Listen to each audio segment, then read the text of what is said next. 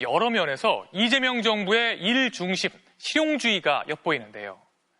우선 경제 위기를 극복할 초대 기획재정부 장관 후보자로 정통 경제관료 출신의 구윤철 전 국무조정실장을, 산업부 장관 후보자로는 현직 기업인인 두산그룹 김정관 사장을 지명했습니다. 법무부 장관과 행안장관 후보자는 오랜 시간 호흡을 맞춰온 오선의 정성호, 윤호중 의원을 지명했고, 검찰개혁을 주도할 민정수석으론 검찰 출신의 봉욱 변호사를 내정했습니다. 김정우 기자가 보도합니다. 법무부 장관 후보자에 지명된 더불어민주당 정성호 의원은 친명계 좌장으로 불릴 만큼 이재명 대통령과 오랜 기간 정치적 신뢰관계를 쌓아왔습니다. 이 대통령과 사법연수원 18기 동기인 정 의원은 국회 사법개혁특위위원장과 형사사법체계개혁특위위원장을 맡는 등 검경수사권 조정에 앞장서왔으며, 대통령실이 검찰개혁의 아이콘으로 소개할 만큼 평소에도 검찰개혁에 대한 소신을 가감없이 피력해왔습니다. 살아있는 권력에 대해서는 말도 못하고, 죽은 권력들, 또 야당에 대해서는 가혹한 탄압을 했던 그런 정치검사들에 관련해서는 또 적절하게 또 인사가 있어야 되지 않겠나. 수사권 조정의 또 다른 한 축이 될 행정안전부 장관 후보자에는 역시 민주당 5선인 윤호중 의원이 지명됐습니다. 민주당 원내대표와 법사위원장을 지낸 윤 의원은 이번 대선에서 선대위 총괄본부장을 맡아 대선 승리를 이끈 정책통으로 평가받습니다. 민생회복과 기획재정부 개편에 열쇠를 질 경제수장에 지명된 구윤철 전 국무조정실장은 문재인 정부 당시 기재부 예산실과 정책조정국 등 예산과 재정 라인을 두루 거친 정통 경제관료 출신입니다. 오늘 인사와 관련해 신속성을 강조하셨습니다. 심상치 않은 경제 상황을 극복하고 대한민국 시스템의 회복을 위해서 그 어느 때보다 빠르게 움직여야 할. 산자부 장관 후보자에는 관료 출신이면서 기업에서 실물 경제를 경험한 김정관 두산에너빌리티 사장을 지명해 구윤철 후보자와 함께 이재명 정부의 경제성장 목표를 이끌 투톱이 확정됐습니다. 한편 차명대출 의혹으로 사퇴한 오광수 전 민정수석의 후임에는 봉욱 김앤장 법률사무소 변호사가 임명됐습니다. 봉욱 수석은 대검 차장검사를 지낸 기획통으로 문재인 정부 시절 검찰총장 후보에 오르기도 했습니다. 또다시 검찰 출신을 기용한 데는 내부 사정에 정통한 민정수석으로 검찰개혁을 이루겠다는 의지가 담긴 걸로 풀이됩니다. 이번 발표로 19개 정부부처 장관 중 17곳의 진용이 갖춰진 가운데 대통령실은 남은 국토부와 문체부 장관 인선도 내부 검증이 끝나는 대로 발표할 예정입니다. MBC 뉴스 김정우입니다. 다른 인사에서도 출신을 따지지 않는 능력 위주의 인사 철학이 두드러졌습니다. 보건복지부 장관 후보자로는 코로나19 방역 당시 국민적인 신임을 얻었던 정은경 전 질병관리청장이 지명됐습니다. 교육부 장관 후보자는 서울대 10개 만들기 공약을 설계한 이진숙 전 충남대 총장이, 장관급인 지방시대위원장은 대통령 후보 경선 당시 이 대통령의 경쟁자였던 김경수 전 경남지사가 지명됐습니다. 특히 윤석열 정부의 고위직 인사가 이재명 정부에서 유임되는 두 번째 사례가 나왔는데요. 오유경 현 식약처장이 그대로 자리를 지키게 됐습니다. 이어서 김세영 기자가 보도합니다. 이재명 정부의 첫 보건복지부 장관 후보자로 지명된 정은경 전 질병관리청장은 지난 2020년 문재인 정부 당시 코로나 사령탑으로 불릴 만큼 성공적인 방역 성과를 낸 것으로 평가받습니다. 정 후보자는 지명 직후 진정성 있는 소통과 협력으로 의정 갈등을 신속하게 해결하겠다는 소감을 밝혔습니다. 사회부총리 겸 교육부 장관 후보자로는 이진숙 전 충남대 총장이 지명됐습니다. 이 후보자는 충남대에서 학사와 석사를 마친 뒤 일본 유학을 거쳐 최초의 거점 국립대 여성 총장에 올랐으며 이재명 대통령의 지역 핵심 공약인 서울대 10개 만들기 추진위원장을 맡기도 했습니다. 이 후보자는 충남대 모교 출신의 첫 여성 총장을 역임한 분으로서 미래 인재 육성과 국가교육 균형 발전에 힘쓸 것입니다. 대선 당시 이재명 후보의 경선 경쟁자기도 했던 김경수 전 경남지사는 대통령 직속 지방시대위원장에 위촉됐습니다. 문재인 전 대통령의 최측근으로 꼽히는 김 위원장을 발탁하면서 계파 불문한 탕평 인사라는 평가를 받고 있습니다. 이 대통령은 시민사회 수석실이 확대 개편된 경청 통합수석에는 시민운동가 출신 전성환 씨를 임명했고 윤석열 정부가 임명한 오유경 식약처장에 대해선 유임을 결정했습니다. 이로써 앞서 유임된 송미령 농림부 장관에 이어 차관급에서도 정권교체 뒤 유임된 사례가 나왔습니다. 오늘 인선으로 농림부와 중기부, 여가부, 교육부, 복지부 등 5곳의 여성장관 후보자가 지명돼 이재명 정부 1기의 여성장관 후보자 수는 앞서 3명에 그쳤던 윤석열 정부 1기 때를 이미 넘어섰습니다. MBC 뉴스 김세영입니다. 그럼 정치팀 김정우 기자와 오늘 나온 이재명 정부의 인선 내용을 짚어보겠습니다. 김 기자, 오늘 주말인데도 내각 인선이 대규모로 이루어졌네요. 네, 그렇습니다. 오늘 장관 후보자 6명에 대통령실 수석 2명, 거기다 차관급 인선까지 대규모로 인선이 발표됐습니다. 이게 아무래도 당장 민생 경제 회복이 시급한 상황에서 경제 수장 자리가 비어있다는 인식, 그리고 또 추경이나 미국과의 통상 문제 등을 논의할 컨트롤 타워가 시급하다, 이런 인식이 깔려 있었는데요. 그렇다 보니까 핵심 장관 자리를 더 이상 비워둘 수 없다, 이런 절박함이 반영된 것으로 풀이됩니다. 또 이제 시스템 개혁 의지도 드러낸 셈인데요. 이번 주말 사이에 인수위 역할을 하는 국정기획위원회에서 검찰이나 기재부 같은 주요 부처들의 분리 개편 방안 초안을 논의했거든요. 그래서 오늘 법무부, 기재부 장관, 또 이제 비어있던 민정수석 자리까지 발표하면서 사법, 검찰, 기재부 개혁을 발맞춰서 추진하겠다, 이런 의지를 드러낸 셈입니다. 구윤철 기재부 장관 후보자도 임명되면서 경제 회복에 속도를 내겠다고 밝혔는데 들어보시죠. 민생 경제 1번으로 중점을 둬야 됩니다. 그래서 특히 그중에서도 민생 물가 잡아야죠. 네, 이번 인선에서는 특히 검찰 개혁을 이끌 인사들이 눈에 띄는데요. 민정수석에 또다시 검찰 출신이 임명됐네요. 네, 그렇습니다. 앞서 낙마한 오광수 전 민정수석에 이어서 또다시 검찰 출신 인사를 등용했습니다. 이게 아무래도 검찰 내부 분위기를 잘 아는 인사에게 검찰 개혁을 맡기겠다는 이 대통령의 의지가 반영됐다고 볼 수 있습니다.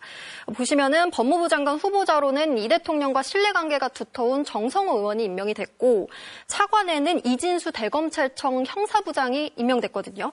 한마디로 이재명 정부의 사법 검찰 개혁 방향에 공감하면서도 실무 경험까지 다 갖춘 인사들을 등용한 건데, 대통령실과 법무부가 함께 속도감 있게 이제 검찰개혁, 사법개혁을 추진하겠다는 뜻으로 풀이됩니다. 대통령실도 출신이 중요하지 않고 어떻게 검찰개혁을 하느냐가 중요하다, 사법개혁을 실현시킬 적절한 인물들이라고 평가했습니다. 네, 아직 남아있는 인선이 있죠. 특히 눈여겨볼 만한 대목이 있을까요? 네, 이제 19군데 중에 17군데 정부 부처가 채워졌고요. 국토교통부와 문화체육관광부 2곳만 남았습니다. 지금까지 김민석 국무총리 후보자뿐 아니라 장관 후보자에 지명된 민주당 현역 의원만 7명이고요. 여기 이제 대통령실로 간 의원들, 또 국세청장까지 합치면 12명이나 되거든요. 아무래도 당정 간의 이제 정부 정책 추진 속도가 빨라질 수밖에 없고, 현역 의원들이다 보니까 인사검증하는 데도 유리할 수밖에 없습니다. 또 성별 균형도 봐야 되는데요. 오늘까지 대통령실에서 지명한 여성 장관 후보자 수가 5명이거든요. 이게 이제 3명에 그쳤던 윤석열 정부 1기 때를 비교해보면 이미 넘어선 셈인데, 남은 자리에 여성 장관 후보자들이 얼마나 더 갈지도 관심사안입니다. 네, 김정우 기자 잘 들었습니다. 이어서 전해드릴 소식은 윤석열 정부가 계엄령 선포를 위해 북한에 공격을 유도했다는 외환 의혹에 대한 MBC 단독 보도입니다. 지난해 10월 우리 군이 북한의 무인기를 침투시켰다며 북한이 평양에 떨어진 무인기를 공개한 바 있죠. 이 무인기가 우리 군이 보낸 게 맞고, 더 나아가 비상계엄 직전이었던 11월에 다시 무인기를 보내 북한을 자극했다는 군 내부 관계자들의 진술을 MBC가 확보했습니다. 김정인 기자가 보도합니다. 지난해 10월 11일 북한은 우리 군의 무인기가 3차례에 걸쳐 평양 상공에 침투해 대북 전단을 뿌렸다며 사진을 공개했습니다. 반드시 대가를 치러야 할 엄중한 군사적 공격 행위이다. 확인해 줄 수 없다는 입장만 고수했던 우리 군과 정부. 그것은 여러 가지 다양한 상황이기 때문에 확인해 드릴 수가 없습니다. MBC가 확보한 군 내부 제보자 진술에 따르면 이때 평양에 떨어진 무인기는 우리 군이 보낸 게 맞고 비행 경로 역시 북한이 공개한 것과 매우 유사한 것으로 드러났습니다. MBC는 이에 더해 내부 사정을 잘 알고 있는 현직 군인 A씨의 충격적인 진술을 확보했습니다. 11월에도 무인기를 또 보내라는 상부 지시를 전해 들었다는 내용이었습니다. 어쨌든 하나 소실됐기는 했지만 북한이 제대로 잡지 못하고 허둥댔다는 인식이 있었기 때문에 효용성을 확인해서 써먹으려고 하는구나라는 생각을 느껴서 이러면 좀 계속 큰일 날 텐데라는 생각을 하긴 했었습니다. 이 장교는 또 지난 10월 무인기가 발각됐다는 북한의 발표에 윤석열 당시 대통령과 김용현 장관이 오히려 좋아했다는 얘기도 들었다고 했습니다. VIP랑 장관이 그 북한 발표하고 박수치며 좋아했다. 너무 좋아해서 사령관이 또 하라고 그랬다. 사령관이 굉장히 부담을 느끼고 있다는 얘기까지 들었습니다. 결국 지시에 따라 11월에도 무인기 침투 작전이 또 실행됐다고 했습니다. 제보자들은 우리가 보낸 무인기는 소음이 심한데도 저고도에서 전단을 뿌리는 임무를 수행해 발각되기 쉬웠다고도 했습니다. 근데 정말 신기한 게 평양 상공, 그것도 320m 상공에서 한 10바퀴 이상을 뱅글뱅글 돌게 만들어는 그런 비행 경로를 입력했더라고요. 이미 이렇게 딱 봤을 때 제발 들켜달라 이거 외에는 없는 거예요. 조사를 통해 사실로 밝혀지면 계엄 요건 확보를 위해 북한의 도발을 유도하려 했다는 혐의에 중요한 근거가 될 수 있습니다. 12.3 계엄을 앞두고 시행된 무인기 침투 작전의 진실. 잠시 뒤 탐사기획 스트레이트에서 자세히 전해드리겠습니다. MBC 뉴스 김정인입니다.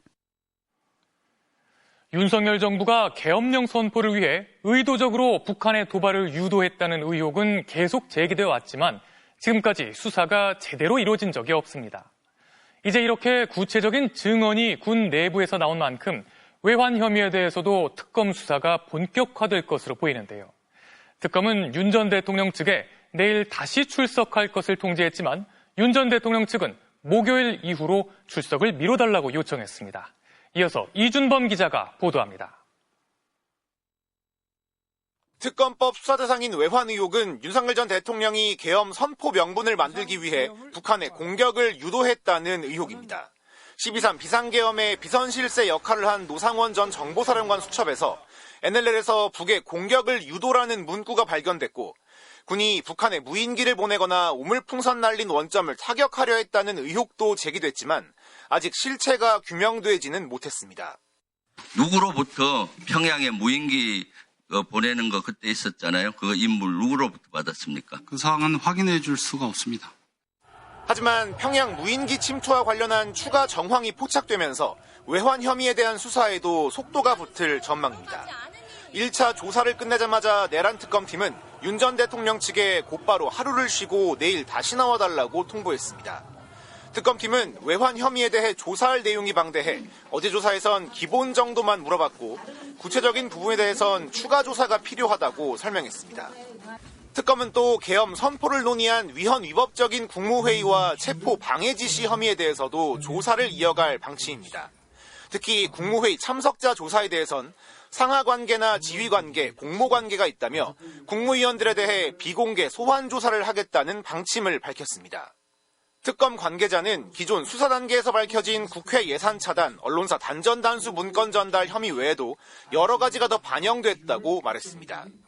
한편 윤 전 대통령 측은 불과 이틀 후에 다시 소환하는 건 피의자의 건강 및 재판의 방어권 보장을 고려할 때 매우 촉박한 일정이라며 내란 사건 9차 재판이 있는 7월 3일 목요일 이후로 출석 일정을 미뤄줄 것을 요청했습니다.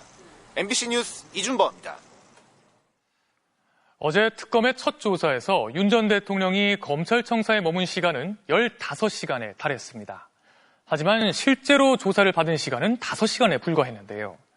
조사 담당자를 바꿔달라고 버티면서 한동안 조사가 중단됐고 일부 조서에는 서명이나 날일도 하지 않았습니다. 트집 잡기와 시간 끌기가 계속됐던 윤 전 대통령의 첫 특검 조사를 구민지 기자가 돌아봤습니다. 토요일 오전 10시경부터 일요일 새벽 1시 직전까지 윤석열 전 대통령이 내란 특검 사무실이 있는 서울 고등검찰청에 머문 시간은 15시간 정도입니다. 하지만 실제 조사받은 시간은 5시간가량, 3분의 1에 불과합니다. 대신 조서 열람에는 3시간을 할애했습니다. 이런 시간 끌기는 윤 전 대통령 측이 체포 방해 혐의 조사 담당자를 경찰관에서 검사로 바꿔달라고 요구하며 대기실에서 버티면서 시작됐습니다. 신문에 나선 경찰관은 국수본 비상계엄 특별수사단에서 관련 혐의를 수사하다 특검으로 파견된 박창환 총경, 윤 전 대통령 측이 지난 1월 관저 체포영장 집행을 두고 불법 체포라며 고발한 경찰 관계자 중 한 명입니다. 위법한 공무집행을 했다고 하는 분이 조사를 하는 것은 타당하지 않다. 이런 좀 요청을 드렸고, 그래서 조사는 검사님이 좀 해주시고. 법원에서 발부한 영장의 적법성마저 부인하며 고발을 해놓고 그 대상자가 특검 수사팀에 있다고 문제 삼은 겁니다. 하지만 당시 윤 전 대통령에 대한 체포영장을 집행한 주체는 경찰이 아닌 공수처였습니다. 더구나 경찰청은 윤 전 대통령 1차 체포영장 집행 때는 박 총경이 현장에 있지도 않았고 2차 체포영장 집행 때도 경호처 간부들에 대한 체포영장을 집행하러 간 것이라고 반박했습니다.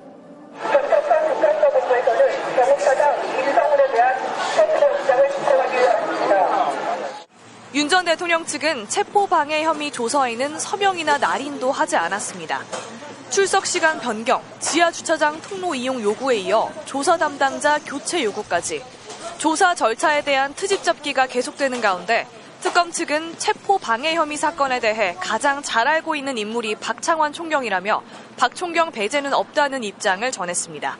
MBC 뉴스 구민지입니다.